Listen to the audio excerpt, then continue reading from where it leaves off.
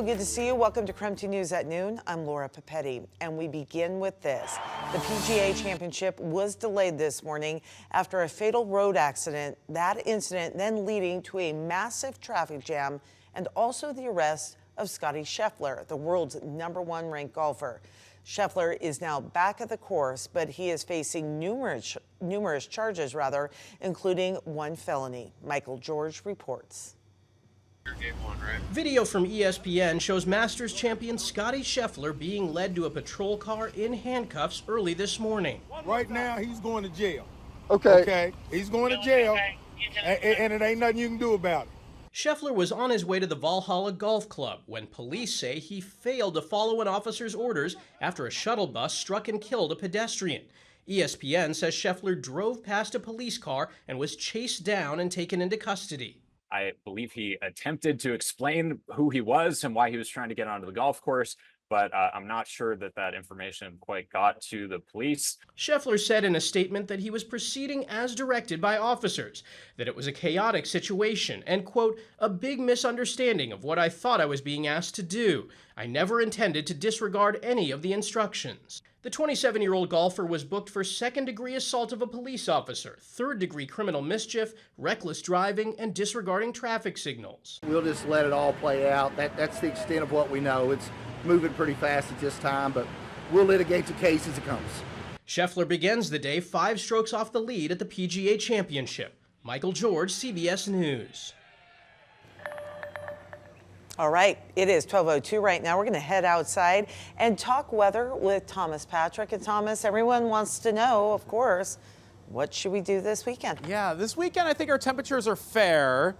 And the weather will be good, but not perfect. So allow me to digest that information. First of all, still windy out here as we've been getting the occasional wind gusts at around 40 or so miles per hour. So wind advisories do remain in effect for the Palouse until 5 o'clock for tonight. Again, we're just outside of that zone here in Spokane with our wind gusts at around 40 to 45 miles per hour. So there you go. These are the two reports that have been the strongest so far. I am anticipating that the wind gusts will ease throughout the rest of this afternoon because we're getting farther away from the cold front that has, well, given us the colder weather. Additionally, there are some scattered showers that are now popping up for this afternoon. Quite a lot of activity over Whitman County and the Palouse, and definitely over North Idaho. I'm looking off to the east here, and I can actually see quite a bit of cloud cover, but we have a fair amount of sunshine here in Spokane. So we'll call it mostly rain showers over North Idaho and the Palouse, basically right where they are right now. Could be a fair bit wet for today, but temperatures are cooler overall. It's not our only chance of rain, by the way, either. I mentioned this weekend, okay, but not perfect. So we'll cover this weekend's forecast in a bit more detail, all coming up in a few minutes. Thomas, thank you. Talking about the weekend, the Spokane Velocity will be taking on Forward Madison. Brandon T. Jones joins us to tell us what's being celebrated at the game coming up this Sunday. Well, all I know is that it's going to be an exciting game on Sunday, and there's going to be some time travel pretty much that we're going to be thinking of right now, because you're going to be seeing people in the stands dressed in 1970s gear, and we're standing by or sitting by with Phil Harrison right now, the VP of Velocity. So Phil, what can the fans expect? Yeah, absolutely. We're going to have a giveaway for the first 500 fans. We've got a great shirt to commemorate Expo 74. It's our Expo 74 game honoring the World's Fair coming to Spokane, and so what better way to recognize that than to watch a game of the World's game? That's right, and we were talking about going back in the past, right? So Phil, I know you've got some drip on you right now, that's what the kids call it, that drip, Just a little bit. That disco drip, that's what I'm talking about.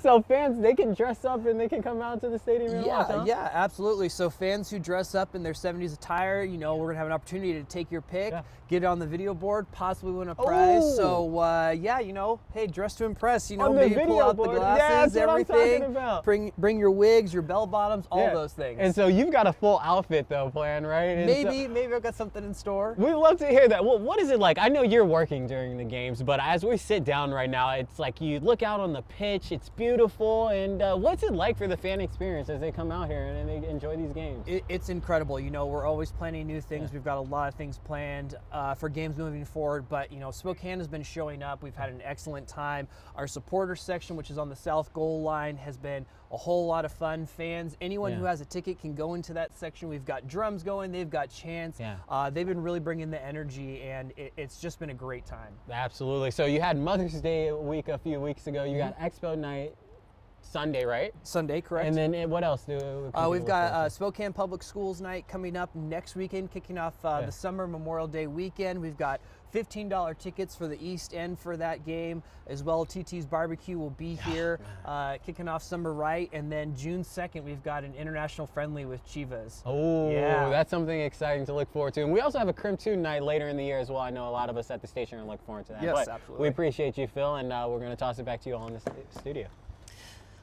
All right, my friend, before the match, check out our Velocity FC special. That'll be on KREM 2 Plus. You'll hear from the team's head coach and captain. KREM 2 Plus, by the way, is free to download on Apple TV, Roku, and Amazon Fire. Definitely need to do that if you haven't already. And taking a look at our other professional soccer team, the Spokane Zephyr, continuing to add to their roster for the upcoming inaugural season.